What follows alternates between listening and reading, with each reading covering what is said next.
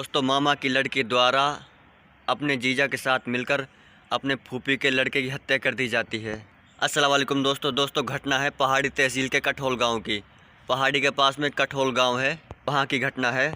कठोल गांव के मुद्दीन नाम के लड़के ने अपने मामा की लड़की से शादी की थी। जो मुद्दीन का मामा था वो फौजी था, फौज में था। उसने 2 शादियाँ की थी मुद्दीन के मामा ने। मुद्दीन के मामा ने एक पत्नी को तलाक दे दिया और एक उसको घर में रह रही थी। जिस पत्नी को उसने तलाक दिया था उसके 2 लड़कियां थी, जिन दोनों लड़कियों की मुद्दीन के मामा ने शादी कर दी थी। एक वरीसा नाम की लड़की को मुद्दीन के घर में दे दिया, यानी मुद्दीन से शादी कर दी। मुद्दीन के मामा ने अपनी बहन के लड़के को दे दिया, वरीसा नाम की लड़की को। और जो वरीसा की माँ थी, यानी कि मुद्दीन के मामा की तलाक दी हुई पत्नी, वो भादस गाँव में रह रही थी। उसने दूसरा घर कर लिया था, यानी कि दूसरा आदमी कर लिया था उसने। मुद्दीन का मामा का गाँव लहरवाड़ी था। जो मुद्दीन की पत्नी थी यानी कि वरीसा, वो लहरवाड़ी कम आती जाती थी, यानी अपने पिता के पास कम आती जाती थी, अपने माँ के पास जाती थी भादस गांव में। एक दिन बॉर्डर पर मुद्दीन के मामा की मौत हो जाती है, यानी कि शहीद हो जाता है। फौजी आदमी था।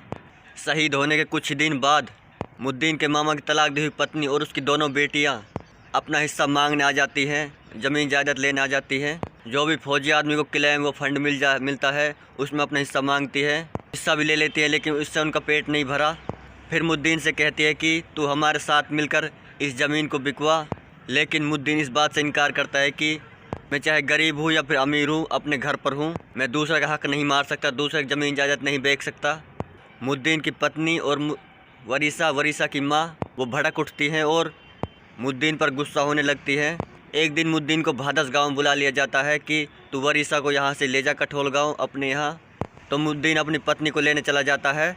तो मुद्दीन पर वहाँ भी दबाव बनाया जाता है तो हमारा इस काम में साथ दे, लेकिन मुद्दीन इस बात से इनकार करता रहता है। दोस्तों, उसको जुरहड़ा लाया जाता है मुद्दीन को।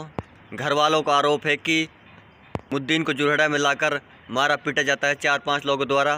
जैसे ही जुरहड़ा में उसको मारा पीटा जाता है तो मुद्दीन अपने कठोल गाँव आता है। जैसे ही कठोल गाँव पहुँचता है तो उसकी हालत देखकर घर वाले उसको हॉस्पिटल लेकर भागते हैं और रास्ते में बताता है कि मेरे साथ 4-5 लोगों द्वारा मारपीट की गई थी। और जैसे ही रास्ते में हॉस्पिटल ये पहुंचते हैं तो हॉस्पिटल पहुंचते ही उसकी मौत हो जाती है। अब घर वाले कह रहे हैं कि मुद्दीन वैसे ही नहीं मरा, उसको मारा गया है, हमें इंसाफ चाहिए। तो मैं आपको बता दूं, मुद्दीन के 2 बच्चे थे।